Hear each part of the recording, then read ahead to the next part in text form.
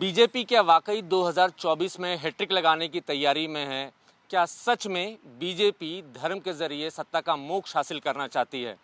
फिलहाल लगता तो ऐसा ही है, क्योंकि बीजेपी की सरकारें देश भर में 13,000 करोड़ की लागत से 21 मंदिर कॉरिडोर को डेवलप करने जा रही है। कांग्रेस सीधे तौर पर यह दावा करती है कि वोटों का पोलराइजेशन करने की कोशिश में बीजेपी है। हालांकि बीजेपी की तरफ से ये दावा किया जाता है कि देश में सामाजिक समरसता भी ज़रूरी है, लिहाजा जो मठ मंदिर हैं उनका विकास बहुत ज़रूरी है। फिलहाल देश में जो 21 मंदिर डेवलप किए जा रहे हैं, जो कॉरिडोर डेवलप किए जा रहे हैं, उनमें सबसे ज़्यादा मध्य प्रदेश के हैं। मध्य प्रदेश में 11 मंदिरों को कॉरिडोर के तौर पर डेवलप किया जा रहा है। इनमें महाकाल लोक के अलावा कई सारे मंदिर हैं। उनकी अगर बात करें तो उज्जैन में महाकाल लोक के बाद छिंदवाड़ा में 314 करोड़ में हनुमान मंदिर लोक, सलकनपुर में श्रीदेवी महालोक, सागर में रविदास धाम, दतिया में पीताम्बरा लोक, ओरछा में 176 करोड़ में राम राजा लोक, चित्रकूट में 100 करोड़ में राम पथ गमन, इंदौर में 25 करोड़ में अहिल्या नगरी लोक, 10 करोड़ में जानापाव लोक, ओंकारेश्वर में 2200 करोड़ में ओंकारेश्वर लोक बन रहा है। ग्वालियर में शनि लोक और बड़वानी में नागलोक की घोषणा भी हाल में ही मुख्यमंत्री शिवराज सिंह चौहान ने की है। इस पर बहस आगे बढ़ाएं इसके पहले ये जान लेना बहुत ज़रूरी है कि बीजेपी ने किस तरीके से अपनी रणनीति में बदलाव किया है, और ये सारे प्रोजेक्ट हैं वो 2024 के लोकसभा चुनाव के पहले पूरे हो जाएंगे। और चूंकि मध्य प्रदेश में भी विधानसभा चुनाव है, तो बीजेपी की कोशिश है कि कम से कम भूमि पूजन के जरिए विधानसभा चुनाव में माइलेज ले लिया जाए।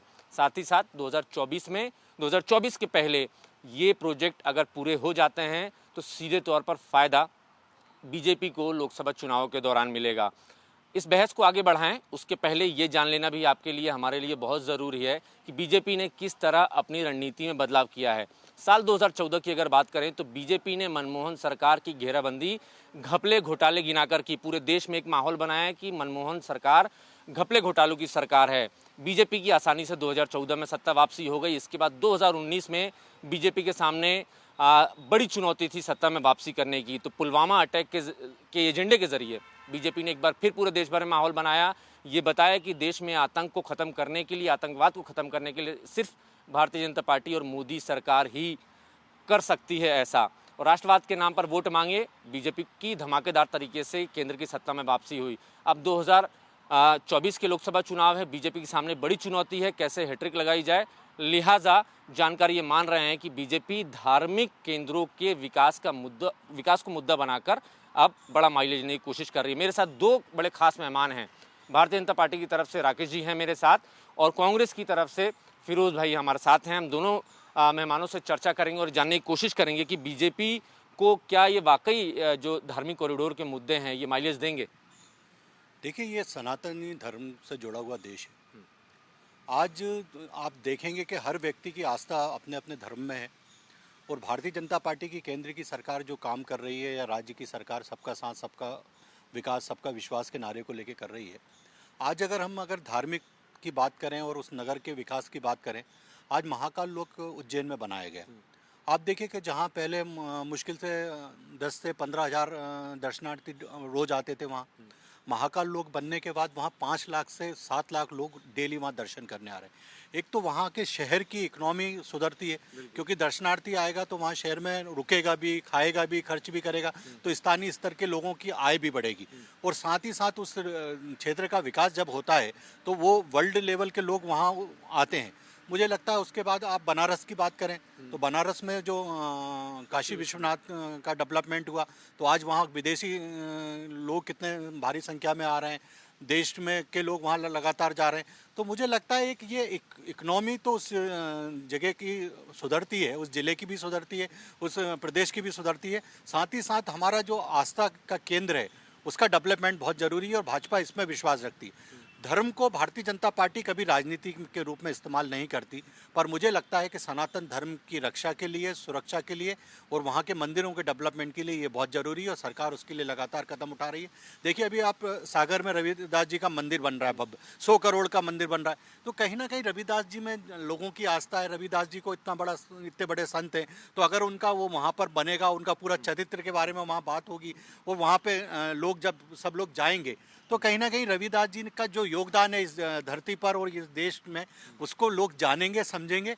और मुझे लगता है कि नई पीढ़ी को जोड़ने के लिए इन मंदिरों का विकास हो रहा है। तो आप देखिए कि महाकाल लोक में ज़्यादातर युवा पीढ़ी पहुंच रही है। बनारस में काशी विश्वनाथ का डेवलपमेंट हो रहा है, युवा पीढ़ी पहुंच रही। केदारनाथ धाम का डेवलपमेंट हुआ तो वहाँ युवा पीढ़ी पहुंच रही। तो मुझे लगता है सनातन से हम अपनी धर्म संस्कृति से जुड़ेंगे तो इस देश का उन्नति और विकास होगा, और परम वैभव पे जो हम सोच रहे हैं देश जाए और कहीं ना कहीं विश्व में नंबर 1 की शक्ति बने, उसके लिए ये जरूरी है। बिल्कुल, बीजेपी तो ये दावा कर रही है कि धार्मिक और सामाजिक समरसता के लिए तमाम केंद्रों का विकास बहुत ज़रूरी है, लेकिन सवाल ये है कि कांग्रेस को बीजेपी का ये एजेंडा क्यों नहीं हजम होता है? कांग्रेस को क्या एतराज़ है? देखिए, कांग्रेस को कभी ऐतराज़ नहीं रहा। कम से कम आज खुशी हुई मुझे कि भारतीय जनता पार्टी हिंदुत्व से सनातन धर्म पे आई। सनातन धर्म जो है सर्वधर्म समभाव, यानी सभी धर्मों के समान अधिकार, समान न्याय का प्रतीक है सनातन धर्म। एक बात। दूसरी बात यह है कि जो आप मुद्दे हैं देश के, महंगाई है, बेरोजगारी है, महिलाओं का अत्याचार है, मणिपुर में जिस तरीके से पूरा मणिपुर जल रहा है, और जितने आर्थिक स्थिति है, उन मुद्दों पर भारतीय जनता पार्टी चर्चा नहीं करती। जहाँ तक मंदिरों का सवाल है तो भारतीय जनता पार्टी तो गाय से ले शुरू हुई थी कि हम गाय का संरक्षण करेंगे।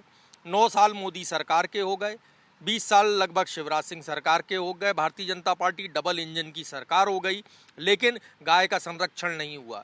जो कमलनाथ जी ने गौशालाएं बनाई थी 1000, वो भी गौशालाएं आज संचालित नहीं है। ये स्थिति भारतीय जनता पार्टी की सरकार में हुई। और ये जो देश है ये हमेशा धार्मिक देश रहा है। ऐसा नहीं कि एक ही धर्म विशेष का है, मंदिरों का नहीं, मंदिरों का, मस्जिदों का, गुरुद्वारों का, सभी का उन्नयन हुआ है। आप देखिए कि बाबा अमरनाथ की यात्रा पे जम्मू कश्मीर की सरकार जो है 1000 करोड़ का बजट देती है। केदारनाथ के जो रोड डेवलपमेंट का काम था वो मनमोहन सिंह जी की सरकार करके गई। महाकाल जो है, महाकाल का डीपीआर कमलनाथ जी ने बनाया, उसका प्रोजेक्ट कमलनाथ जी ने बनाया, उसका पैसा कमलनाथ जी ने दिया। हमारी सरकार नहीं रही इसलिए हो गया। और भारतीय जनता पार्टी जवाब दे कि उन्होंने 2008 से राम वनगमन पथ की घोषणा चल रही है। कमलनाथ जी ने उसकी विस्तृत परियोजना बना दी थी, और अगर हमारी सरकार 15-20 दिन और रह जाती तो हम उसका भी काम शुरू कर चुके होते। तो आज तक 4 साल में राम वनगमन पथ का काम क्यों शुरू नहीं? फिरोज भाई, मैं ये जानना चाह रहा हूँ कि क्या वाकई आप लोगों को लगता है कि वोटों को पोलराइजेशन करने के लिए बीजेपी चुनावों के ठीक पहले इस तरीके की एजेंडों को हवा देती है? देखिए, राम मंदिर का पहले मुद्दा लेके भारतीय जनता पार्टी आती थी। जब जब चुनाव आते थे राम मंदिर सामने आ जाता था, क्योंकि अपनी विफलताओं को छुपाने के लिए धर्म की आड़ लेती थी। लेकिन अब सुप्रीम कोर्ट ने राम मंदिर बनवा दिया। अब भारतीय जनता पार्टी दूसरे मुद्दे लेके सामने आ रही कि हम इनका उन्नयन करेंगे। करिए, अच्छी बात है, होना चाहिए। अब नई पीढ़ी आ गई है, आबादी ज़्यादा बढ़ गई है, जो धार्मिक स्थल हैं उन धार्मिक स्थलों का जो क्षेत्रफल है वो कम पड़ता है, क्योंकि आबादी ज़्यादा है, दर्शनार्थी ज़्यादा हो गए आबादी के लिहाज से, तो होना चाहिए। कांग्रेस भी इसी राह पर है। कांग्रेस ने तो करके दिखा दिया महाकाल लोक का काम, और महाकाल हमने तो ओम सर्किट बनाया था, महेश्वर का भी काम हम शुरू करा रहे थे, और हम कराएंगे। अभी हमारी सरकार दिसंबर में आ जाएगी तो राम वनगमन पथ का भी आप लोग ये दावे करते रह जाएंगे 2024 के जनवरी में ही भगवान राम का मंदिर अयोध्या में बनकर तैयार हो जाएगा और बीजेपी तालियां बजाकर वोट लेगी?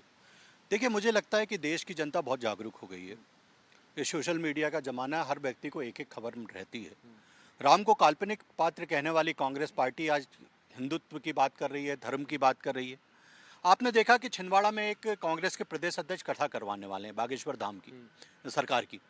बागेश्वर सरकार के बारे में नेता प्रतिपक्ष गोविंद सिंह और सज्जन सिंह वर्मा, जो कांग्रेस के वरिष्ठ नेता, किस तरह की टिप्पणी करते थे, किस तरह की अभद्र टिप्पणी करी है। अब वही कांग्रेस पार्टी उनकी कथा करा रही है, क्योंकि अब लग रहा है कि चारों तरफ हिंदुत्व का ज्वार उठा हुआ है।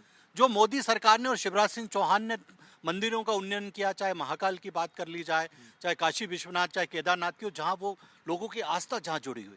कांग्रेस, ये वही कांग्रेस पार्टी जो कहती थी कि मंदिर कब बनेगा, तारीख बताइए। अब वहां मंदिर भी बन रहा है, तारीख भी आ गई है। बिल्कुल, तारीख भी बता रहे हैं सर, 2024 के जनवरी में ही राम मंदिर। देखिए, वो सुप्रीम कोर्ट ने किया है, ये काम भारतीय जनता पार्टी ने नहीं किया। अगर भारतीय जनता पार्टी दंगा रथ लेकर लालकृष्ण आडवाणी के नेतृत्व में नहीं निकली होती तो ये जो है आज से 25 साल पहले ही राम मंदिर बन चुका होता। लेकिन लीड तो ले रही है ना बीजेपी के कार्यकाल में ही बन रहा है। देखिए, कार्यकाल क्या होता है, क्या supreme court Bharatiya Janata party के हिसाब से चलता है? और मुझे जवाब सुनना चाहता हूँ मैं भारतीय जनता पार्टी से कि महाकाल लोक में जिसने भ्रष्टाचार किया वो ठेकेदार और वो अधिकारी आज जेल में क्यों नहीं है? पूछ लेता हूँ ना मैं, अगर बगल में ही है महाकाल लोक में जिसने गड़बड़ी की, जिसकी कमजोर मूर्तियां रखी, टूटी, मोदी जी खुद इनॉग्रेशन करके गए थे, उनके खिलाफ कार्रवाई में क्या हुआ?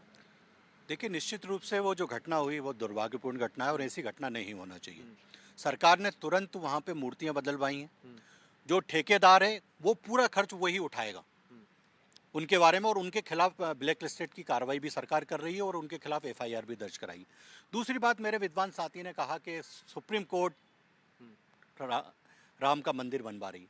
मुझे बड़ा अच्छा लगता है। यही कांग्रेस पार्टी सुप्रीम कोर्ट में कहती थी कि 2 साल सुनवाई मत करिए क्योंकि देश में चुनाव आ रहे हैं। तो राम महत्वपूर्ण नहीं है, चुनाव महत्वपूर्ण है कांग्रेस पार्टी को। आज फिर मैं कह रहा हूं कि एक तरफ कांग्रेस के नेता कथा का विरोध करते हैं, दूसरी तरफ कांग्रेस के अध्यक्ष कथा कराते हैं। मुझे एक बात का जवाब जरूर मिलना चाहिए, क्यों चुनाव के समय कांग्रेस पार्टी को हिंदुत्व याद आने लगता है? 5 साल हिंदुत्व की बात नहीं करेंगे। एक सेकंड, लास्ट बात, मणिपुर की बात करने वाली पश्चिम बंगाल की बात क्यों नहीं करते? 21 लोगों को मार दिया गया अभी वहां पे पंचायत चुनाव में। 2 दलित महिलाओं को निर्वस्त्र करके घुमाया गया, उसकी बात नहीं होगी। एक दलित बच्चे को मार के खंबे पे टांग दी गया, उसकी बात नहीं होगी। मुझे लगता है कि ये 2 मुहिम बातें कांग्रेस को बंद करना चाहिए, क्योंकि देश की जनता मध्य प्रदेश में 4 महीने बाद ही चुनाव है। बीजेपी बार बार कहती है आप लोग चुनावी हिंदू हो जाते हैं। 4 साल आप लोग भगवा किसी ने नहीं पहना, जनेऊ किसी ने नहीं डाला, लेकिन अभी चुनाव में 6-8 महीने बचे हैं या 1 साल बचे थे, तब से हम लोग एक्टिविटी देख रहे हैं। बीजेपी ये आरोप लगा रही है। देखिए, अभी मेरे दोस्त छिंदवाड़ा की बात कर रहे थे। कमलनाथ जी ने 101 फीट ऊंचे हनुमान जी की मूर्ति बनवाई, उन्होंने कभी प्रचार नहीं किया, ना कभी कोई चुनाव की बात आई वहाँ छिंदवाड़ा में कि चुनाव है इसलिए बनाया गया। देखिए, हम सनातन धर्म के, सनातन संस्कृति की रक्षक है कांग्रेस, जो सर्वधर्म समभाव, समान अधिकार, समान न्याय का परिचायक है। हम सनातन धर्म की बात करते हैं और जो लोग इस बीच में आते हैं, जो काम भारतीय जनता पार्टी धार्मिक स्थलों पे करती है, राम मंदिर उसमें आरोप लगे, भारतीय जनता पार्टी ने जांच नहीं कराई। जो हमारा काशी विश्वनाथ मंदिर बना उसमें लोगों ने आरोप लगाए, लोगों ने कई किस्म के आरोप लगाए कि किसी को मुआवजा नहीं मिला, किसी के साथ नाइंसाफ़ी हुई है। तो महाकाल में हुआ, इसमें भारतीय जनता पार्टी ने कुछ नहीं किया। और आप देखिए कि हमने महाकाल लोक का निर्माण शुरू कराया, लोगों को विस्थापित किया बहुत, और हजारों की तादाद में लोग विस्थापित हुए, लेकिन आज तक कोई भी व्यक्ति सामने खड़े होके ये नहीं आया, ना कोर्ट में गया, ना कभी मीडिया में आया, ना किसी ने शिकायत की कि सरकार ने हमारे साथ नाइंसाफ़ी की। काम ये होता है, आप जब नियत के साथ काम करेंगे और नियत आपकी अच्छी होगी तो काम आपका सक्सेसफुल होता है। मध्य प्रदेश में 4 महीने बाद विधानसभा चुनाव है और 2024 में लोकसभा चुनाव भी होने हैं। जाहिर सी बात है इस दौरान आपको चुनावी हिंदू और वर्सेस असल हिंदू की जंग लगातार देखने को मिलती रहेगी। फिलहाल मुझे दीजिए इजाज़त, देखते रहिए खबर विभाग।